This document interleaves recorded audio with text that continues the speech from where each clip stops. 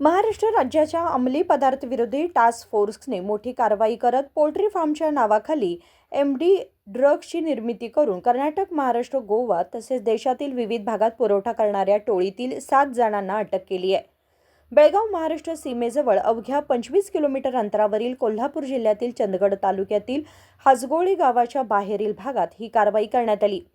Poultry फार्ममध्ये बेकायदेशीरपणे MD ड्रग्जची निर्मिती सुरू असल्याची गुप्त माहिती मिळाल्यानंतर टास्क फोर्सच्या अधिकाऱ्यांनी छापा टाकला. मुंबईतील अंमली पदार्थ विरोधी कारवाई दरम्यान मिळालेल्या धाग्यांच्या आधारे ही मोहीम राबवण्यात आली.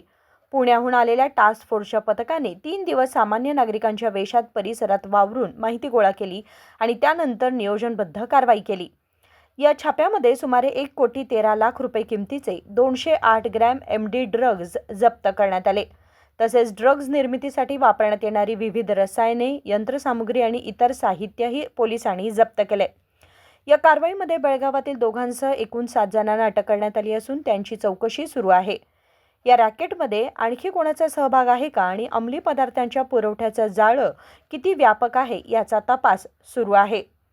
बेळगावच्या अगदी जवळच ड्रग्ज निर्मितीचा कारखाना उघडकीस आल्यानं नागरिकांमध्ये चिंता व्यक्त होत असून सीमा भागातील अंमली पदार्थांच्या अवैध जाळ्याविरोधात पोलिसांकडून आणखी कठोर कारवाई होण्याची शक्यता व्यक्त केली जात आहे. विनोद कोलकार, KMM मराठी, बेळगाव.